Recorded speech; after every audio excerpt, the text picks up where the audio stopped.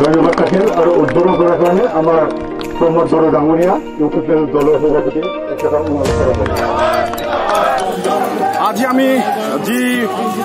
পদযাত্ৰা আৰম্ভ কৰিছোঁ আমাৰ এই পদযাত্ৰা অলপ পিছতে আমাৰ আজি মহাসভা আমাৰ অনুষ্ঠিত হ'ব আমি কোকৰাঝাৰ কলেজৰ পৰা পদযাত্ৰা ওলাইছোঁ আমি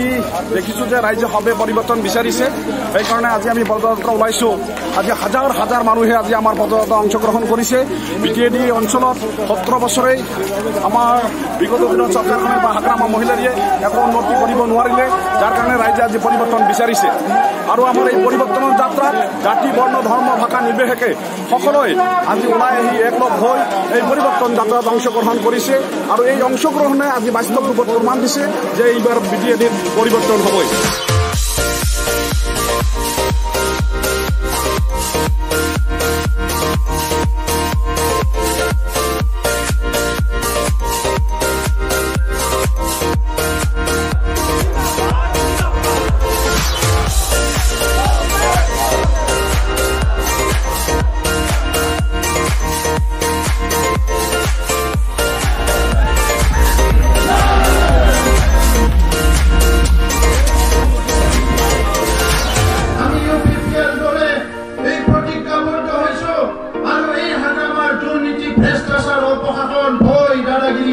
আৰু বিটিআৰত কোনো দিন নচলিব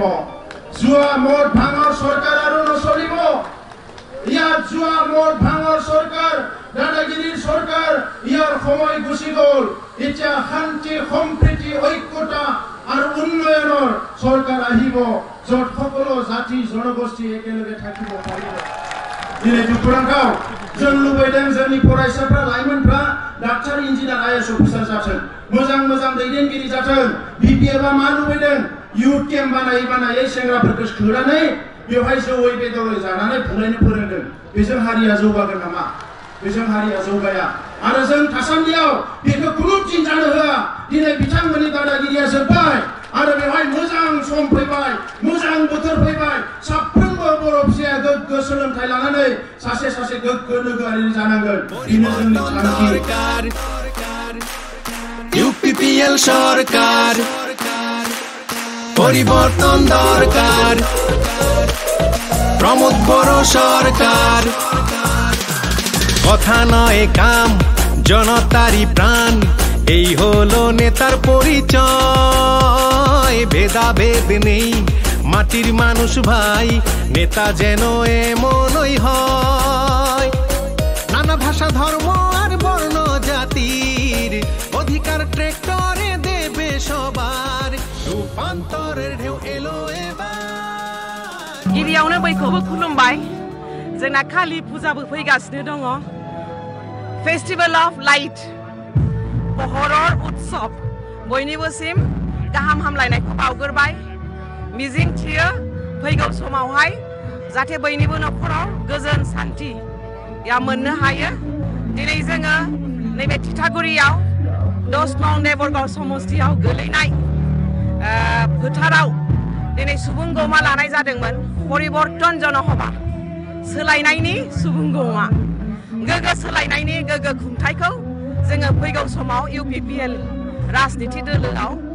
बिटिआर खौ जोङो गोग्गो खुंथाय लाबोनो थाखाय दिनै जोङो बयबो साखाफारा जानानै दङ दिनै जोङो 40 टा समस्तियाव इउपिपिएल हान्जाया देरहासार जानानै फैगासिनो दङ आरो फैगौ समावहाय जाहाथे जोङो बिटिआर आव जेसेबांखिनि दफा दङ बे बयबो सुबुंनि मोजांनि थाखायनो बे दफाया हाय गोबां इनफ्रास्ट्राक्चार फैगोन जोंनि बेराया बारायगोन डिस्ट्रिक्टआ बारायगोन जोंना एरिया बारायगोन दा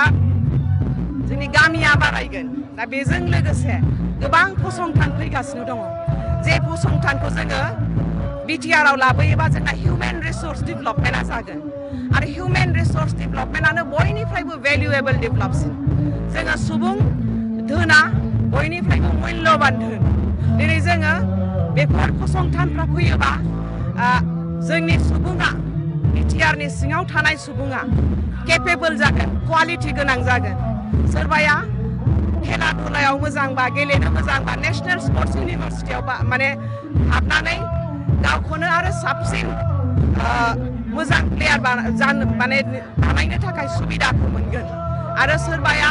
टेक्निकेल लाइनाव थाङोबा NIT फैगासिनो दङ मेडिकेल सेक्टराव जोंना फैगासिनो दं सेन्ट्रेल इउनिभार्सिटिजों लोगोसे रिसार्च सेन्टार्स गुबुन गुबुन जाति जनगोष्ठीनि थाखायबो कालचारेल सेन्टार्स फैगासिनो दङ जेरावहाय जोंना बुहुत डिसकोर्सेस जागोन बा डिसकाशन जागोन जोंनि गेजेरावहाय क्वालिटी हिउमेन रिसोर्स डेभेलपमेन्टआ जानानै फैगोन बाहाय youth empowermentआबो फैगोन आरो बे रिसार्च सेन्टारनि थ्रुयैनो जोंनि आइजो गोहोआबो बारायगोन आरो समाज नितिया जेरा सोदोमस्रि गोनांखौ जे जोङो लुबैदों बेखौ जोङो मोनफुंनो हागोन आरो सारिगिदिङै जोंहा जे उन्नतिखौ जों लुबैदों जे जौगानायखौ लुबैदों जों बेखौ मोनफुंनो हागोन आरो बे थांखि बे मिशनजोंनो दिनै गासिबो जाति जनगोष्ठीखौ धर्मनि मानसिफोरखौ ज' लानानै जे माने इश्यूसफ्रा जोङो रिजल्भ खालामनानै माने पिस बा गोजोन लाबोनो हायो बेखौनो दिनै जोङो मावनो थाखाय आदर्श हिसाबै जोङो थांखि लादों आरो दिनैनि बे सुबुं गौमायाव लोब लोब बाहागो लानायखौ नुनानै माने बेखौनो दिनै जोङो बुजि मोनबाय जे UPPL नि सुनामि